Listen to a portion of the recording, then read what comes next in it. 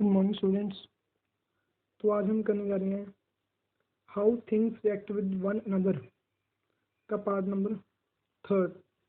Part number 2 मैंने आपको zoom class में समझा दिया था। आज हम करेंगे पार्ट नंबर 3, जिसमें हम सीखेंगे कि केमिकल चेंज जो हमने उसका एक्सटेंट पढ़ेंगे, उसके आगे क्या है केमिकल चेंज के। हमने पिछले वाले लेक्चर में पढ़ा था कि केमिकल चेंज क्या होते हैं जिसमें कोई नया सब्सटेंस प्रोड्यूस हो। हमने बच्चों प्रीवियस लेसन में क्वेश्चन नंबर 5 में neutral acid basis and salts में न्यूट्रलाइजेशन रिएक्शन पढ़ी थी, जिसमें हमने क्या देखा था कि एसिड प्लस बेस, एसिड और बेस दोनों रिएक्ट करके हमारे पास क्या बनाते थे, सॉल्ट प्लस वाटर। देखो इस रिएक्शन में हमारे पास दो नई चीज़ें बनी हैं। इस रिएक्शन में हमारे पास दो नई चीज़ें कौन सी बनी है, सॉल्ट एंड वाटर। पहले तो हमारे पास सिर्फ एसिड और बेस था, एसिड और बेस से क्या बन गया, सॉल्ट एंड वाटर। तो ये रिएक्शन में मेरी कैसी होगी, chemical change. It also shows chemical change. तो आज वाले लेक्चर में हम पढ़ेंगे कि 6 पैरामीटर्स मैं आपको बताऊंगा जिसमें केमिकल चेंज होता है। जैसे किसी में क्या होगा, समझ लो आपकी गैस गैस रिलीज होगी, वो भी एक केमिकल चेंज है।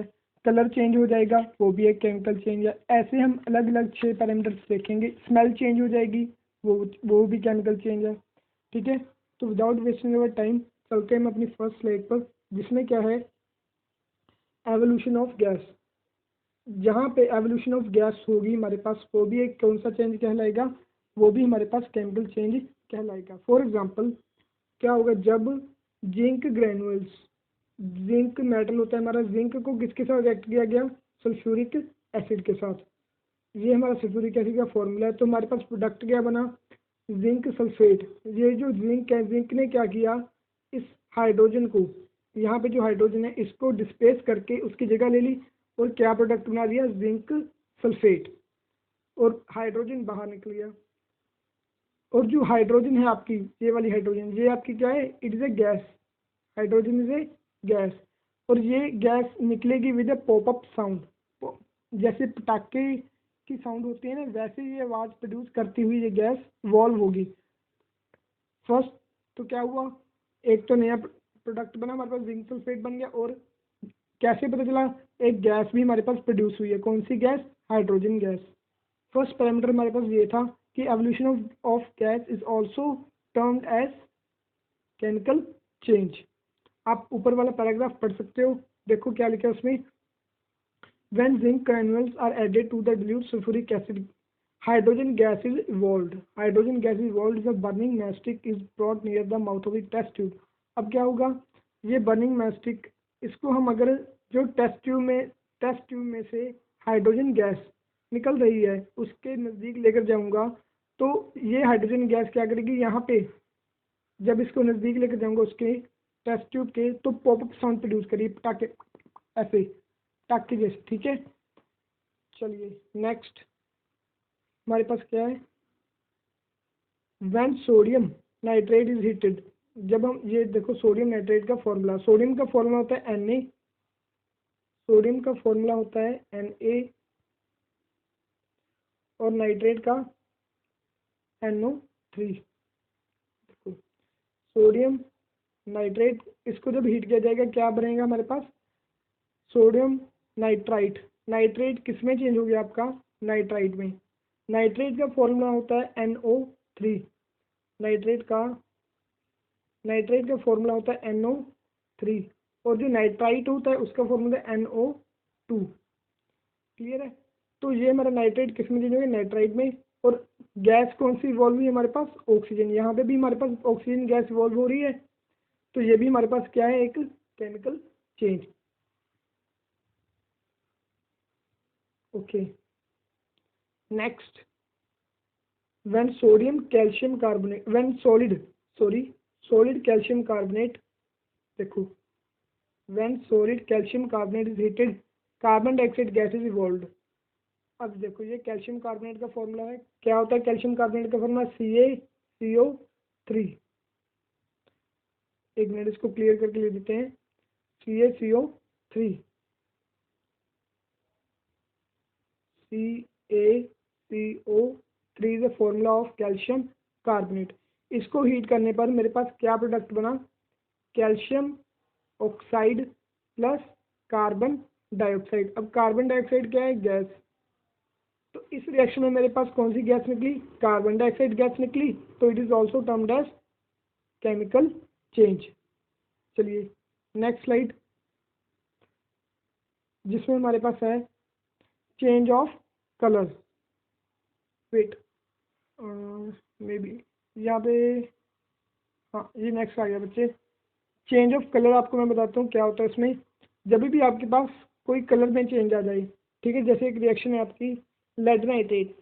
लेड नाइट्रेट को हीट करने पर क्या होगा, nitrogen dioxide plus lead oxide plus oxygen बन जाएगा। रिएक्शन देखो आप, लेड नाइट्रेट PbNO3, इसको हीट किया, हीट करने पर मेरे पास क्या आएगा, नाइट्रोजन डाइऑक्साइड प्लस और क्या बोल होगा, lead oxide PbO plus oxygen, plus हमारे पास क्या प्रोड्यूस होगा, ऑक्सीजन। तो क्या हुआ, ये जो हमारे पास lead nitrate gas nitrogen dioxide gas हमारे पास इवॉल्व हुई है, नाइट्रोजन डाइऑक्साइड ये वाली, इसका कलर क्या है, रेडिश ब्राउन कलर वाली गैस इवॉल्व होगी। कलर यहाँ पे कलर चेंज आ गया ना, कलर का चेंज आ गया तो मैं क्या बोल दूंगा, it is also a chemical change. हमारे पास ये क्या है, लेड नाइट्रेट बच्चे, Pb जो होता है सिंबल, Pb सिंबल होता है लेड का, NO3 सिंबल होता है नाइट्रेट का, ठीक है। इसको हीट करने पर क्या होगा, नाइट्रोजन डाइऑक्साइड गैस इवॉल्व हुई, जिसका कलर कैसा है, रेडिश ब्राउन कलर है। तो रेडिश ब्राउन कलर से मुझे ये पता चल गया ये कौन सी गैस है, इट इज ऑल्सो है तो nitrogen dioxide, it is also termed as, this reaction is also termed as chemical reaction. चलिए थर्ड पैरामीटर जो हमारा है वो है फॉर्मेशन ऑफ प्रेसिपिटेट। बच्चे प्रेसिपिटेट का मतलब क्या होता है, what do you mean by precipitate? Precipitate is a solid substance that deposits from a solution. एक ना, जब भी आप रिएक्शन करते हो, उस कुछ रिएक्शन में क्या होता है, प्रेसिपिटेट फॉर्म हो जाते हैं। प्रेसिपिटेट होता क्या है, ये रिएक्शन में से एक कोई भी सॉलिड फॉर्म कह लो, सॉलिड फॉर्म प्रोड्यूस होती है। जैसे ये मान लो मैंने कुछ भी चाशनी होती है ना आपकी, अगर आप चीनी को ज़्यादा काटते जाओ पानी में, तो एटमोस्ट जाके वो डिजोल्व करना बन जाती है। और थोड़ा थोड़ा क्या होता है, कूल करने पर, हीट किया उसको चाशनी को, कूल करने पर क्या हुआ, एक सॉलिड पदार्थ या बनने लग जाता है। जो हमारी मिश्री खंड होती है वो सॉलिड फॉर्म में आ जाती है, बिल्कुल एग्जैक्ट उसी पोजीशन में नहीं आती, लेकिन हाँ थोड़ा सॉलिड फॉर्म बनने लग जाता है। ऐसे उसको हम क्या बोलते हैं, प्रेसिपिटेट, कोई सॉलिड चीज़ बन गई, ठीक है। तो अगर किसी रिएक्शन में मेरे पास प्रेसिपिटेट बन जाए तो वो भी क्या कहलाएंगे, chemical change.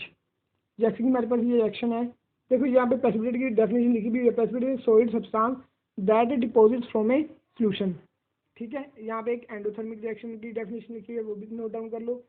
The reaction in which heat energy is absorbed, जिसमें हीट एनर्जी क्या होगी, अब्जॉर्ब होगी। मान लो आपने पानी है, सर्दी का मौसम है, आप गर्म पानी से नहाना चाहते हो, आपने क्या किया, ठंडे पानी को गैस के ऊपर रख दिया।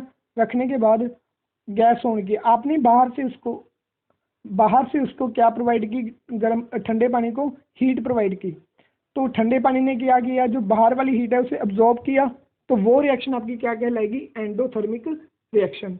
जिसमें हीट अब्जॉर्ब हो रही है वो एंडोथर्मिक रिएक्शन, जिसमें हीट रिलीज होगी वो होगी आपकी एक्सोथर्मिक रिएक्शन। चलिए पहले हम ये पढ़ते हैं फॉर्मेशन ऑफ प्रेसिपिटेट। ये आपकी रिएक्शन है, copper sulphate hydrogen sulphide react करके क्या बनाते हैं, copper sulphide plus sulphuric acid, new substances बन गए, ऑब्वियस है केमिकल चेंज बना।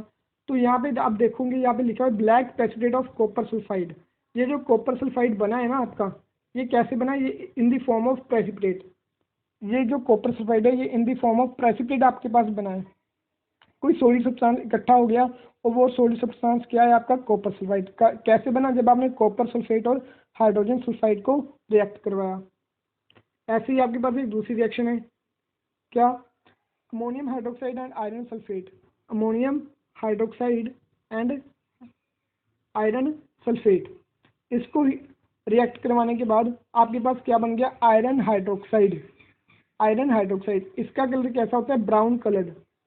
ये भी क्या बने आपके? Brown coloured precipitate. ये जो आयरन हाइड्रोक्साइड बना है, आयरन का सिंबल क्या होता है? Fe। आयरन का सिंबल होता है Fe और हाइड्रोक्साइड का सिंबल होता है OH। हाइड्रोक्साइड का सिंबल होता है OH, आयरन का सिंबल होता है Fe।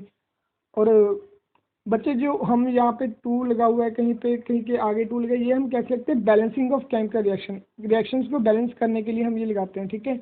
अब बस आप ये देखो कि दो चीज़ों को रिएक्ट करने पर नई चीज़ें प्रोड्यूस हुई और ये वाली रिएक्शन में क्या हुआ? प्रेसिपिटेट प्रोड्यूस हुआ है, प्रेसिपिटेट सॉलिड सब्सटेंस।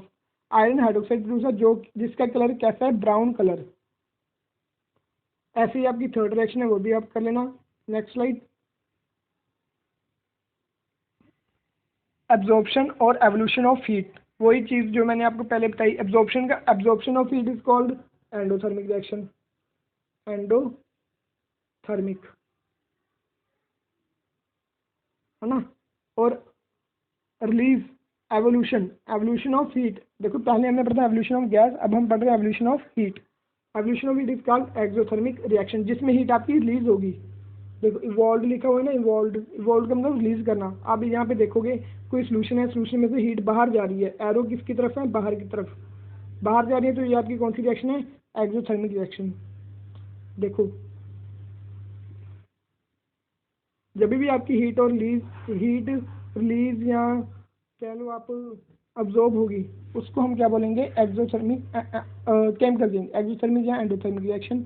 यहाँ पे देखो कार्बन प्लस सल्फर ऐड किया, एंडोथर्मिक रिएक्शन क्या बन गया आपके पास? Carbon sulphide. फिर quicklime plus water, exothermic reaction. इसमें आपके पास क्या हुआ? हीट रिलीज हुई।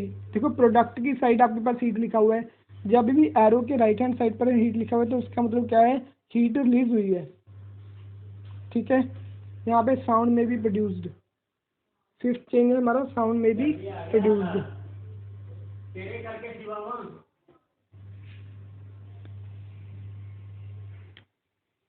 Next, rusting of iron. Next हमारा टॉपिक है रस्टिंग ऑफ आयरन। रस्टिंग का मतलब क्या है? एक हमारा पॉइंट रहेगा जिसका नाम है चेंज ऑफ, जो हम कह सकते हैं चेंज ऑफ स्मेल या साउंड प्रोड्यूस होनी। जब भी साउंड प्रोड्यूस होगी वो भी आपकी क्या कहलाएगी? साउंड प्रोड्यूस होगी वो भी आपकी कहलाएगी केमिकल चेंज। कोई नई साउंड, अगर स्मेल में चेंज आता है वो भी आपकी क्या है? Chemical change. आप देखते हैं ना, जब हम कोई भी खाना हमारा या उसको पड़े रहने देते, 2-3 दिन बिना कवर किए एटमॉस्फेयर में पड़े रहने दें, तो क्या हो जाते हैं? लेज मान लो या कुछ भी मान लो, खाना रोटी चपाती पड़े रहने दो, वो जब रिएक्ट करेंगे ऑक्सीजन और वाटर के साथ, उल्ली लग जाती है उनके ऊपर। उल्ली लगने के बाद उनका टेस्ट क्या है? चेंज हो जाता है और स्मेल में बदबू आने लग जाती है। क्यों? क्योंकि वो रिएक्ट कर गए, उन्होंने क्या बना दिया? ऑक्साइड बना दिया। ऑक्सीजन के साथ रिएक्ट करने के बाद वो क्या बन गई? ऑक्साइड। ऐसे रिएक्शंस को हम क्या बोलेंगे? Change of smell. और ऐसे रिएक्शंस को हम केमिकल चेंज भी बोलेंगे। नेक्स्ट हमारे पास है rusting of iron. Rusting of iron, ये देखो आपके पास पिक्चर है बच्चों, वेट, अगर आप ये देखो पिक्चर ध्यान से, रस्टिंग ऑफ आयरन, ये आपके पास कोई आयरन की चीज़ है। आयरन की चीज़ के ऊपर क्या हुआ? ब्राउन कलर का कुछ कवर आ गया, है ना। ब्राउन कलर की परत चढ़ गई। वो क्यों चढ़ी है? उसे हम क्या बोलते हैं? उसे हम बोलते हैं रस्ट। ये जो ब्राउन कलर की कवर चढ़ा है इसे हम क्या बोलेंगे? रस्ट। और ये क्यों चढ़ा है? क्योंकि जो आयरन है, आयरन ने किसके साथ रिएक्ट कर लिया? एटमॉस्फेयर में हमारे पास क्या क्या होता है? हमारे आसपास एटमॉस्फेयर में एक तो हमारे पास क्या पड़ी है? ऑक्सीजन। दूसरा हमारे पास क्या है? वाटर। ऑक्सीजन और वाटर के साथ ये आयरन ने रिएक्ट कर लिया और एक ब्राउनिश या ब्लैकिश कलर उसके ऊपर चढ़ गया। उसको हम क्या बोलेंगे? Rusting of iron. जंगाल लगना, जंग लग जाना, करोड हो जाना, ठीक है। तो इसको हम देखो पढ़ते हैं हम पैराग्राफ क्या है इसको ये देखो रिएक्शन हमारे पास रस्टिंग ऑफ आयरन की। Iron plus oxygen plus water.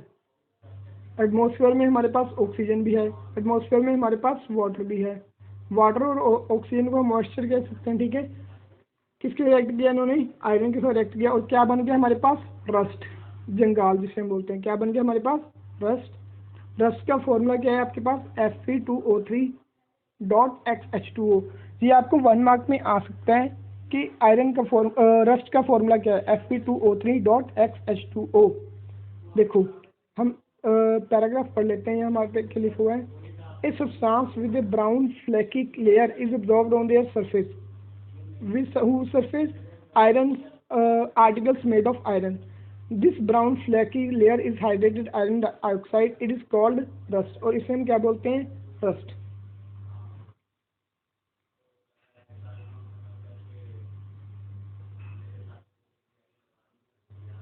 Iron is an important metal, ठीक है, हमारी डेली लाइफ में यूज होते ही है। It use for making bridges, cars, ships, trucks, skates, benches, various other useful articles, ठीक है ना। इसे हम किनारा नहीं कर सकते, ऐसा नहीं है कि अगर इसको जंगाल पे हम बोलेंगे हाँ भी छोड़ दो, हमें इसकी ज़रूरत है ही नहीं। तो ऐसे चीज़ों के लिए हमें क्या करना पड़ेगा?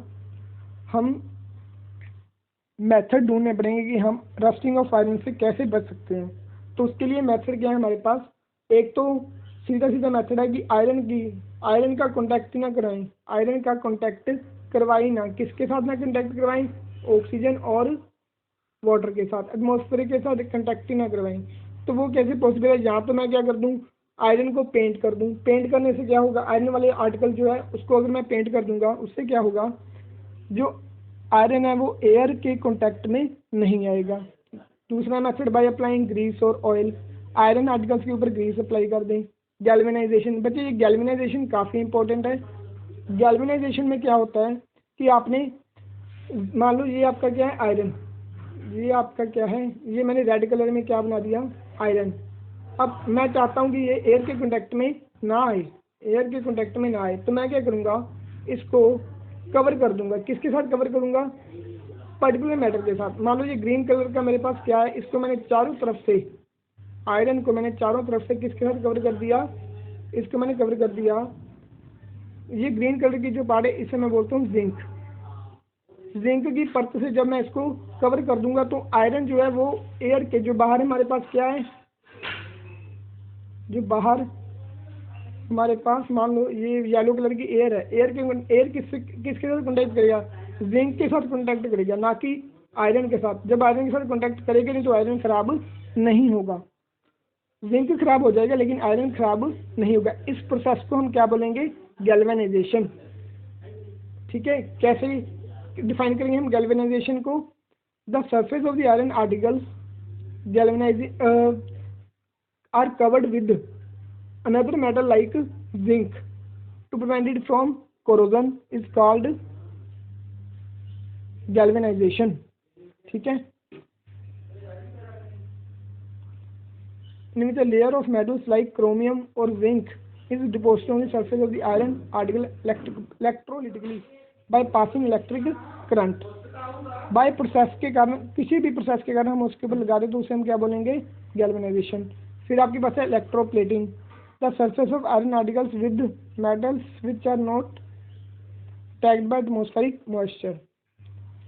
The surface of iron articles with metals which are not tagged by atmospheric moisture। Iron articles को ऐसे सरफेसेस, ऐसे मेटल्स के साथ कवर कर देना जो मेटल्स एयर के साथ रिएक्ट करते ही ना हो, जो मेटल्स एयर के साथ रिएक्ट करते ही ना हो। बाय अलाइंग, अलाइंग क्या होता है? मिक्सचर ऑफ टू और मोर होमोजीनियस मिक्सचर। जैसे कि आपका स्टील है, स्टील किसका बना होता है? स्टील अकेला आयरन, देखो उसमें आयरन भी होता है और एक चीज़ और होती है, मान लो कार्बन, ठीक है। दोनों को मिक्स कर दिया। अब है अगर वो उसमें आयरन है, उसको जंगाल, उसको रस्ट क्यों नहीं लगता? वो कोरोड क्यों नहीं होता? कोरोजन क्यों नहीं होता उसको? उसका कारण क्या है कि उसके बीच में क्या मिक्स कर दिया गया? एक अनदर मेटल या नॉन मेटल मिक्स कर दिया गया, जिसका जैसे कि कार्बन मिक्स कर दिया। इससे क्या होगा? वो कोरोड नहीं होगा, कोरोजन नहीं होगा। When mixed with certain corrosion resistant metals और some non metals. Iron forms alloys which are resistant by using rusting. Stainless steel, यहाँ पे देखो एग्जांपल दी गई है हमारे पास, जो स्टेनलेस स्टील होता है, ठीक है, is an alloy of iron निकल एंड क्रोमियम। जो स्टेनलेस स्टील होता है वो किसका मिक्सचर होता है? निकल एंड क्रोमियम का। आयरन के साथ निकल भी मिक्स कर दिया और क्रोमियम भी मिक्स कर दिया, इससे क्या होगा? वो रस्ट, उसको रस्टिंग नहीं होती। इसीलिए तो हम उसके साथ पानी लगा कर रखें, पानी पीते हैं, उसमें स्टील के ग्लास में कितना कुछ करते हैं, लेकिन वो कोरोड नहीं होता। क्यों? क्योंकि वो किसका बना है? Iron plus nickel plus chromium. ये निकल और क्रोमियम क्या है? इन्हें मॉइस्चर से कोई फर्क नहीं पड़ता, दे आर कोरोजन रेजिस्टेंट। फिर क्रिस्टलाइजेशन है हमारे पास। क्रिस्टलाइजेशन इज आल्सो कॉल्ड, जिसमें क्रिस्टल फॉर्म हो जाते हैं, ठीक है, ये आप खुद देखना।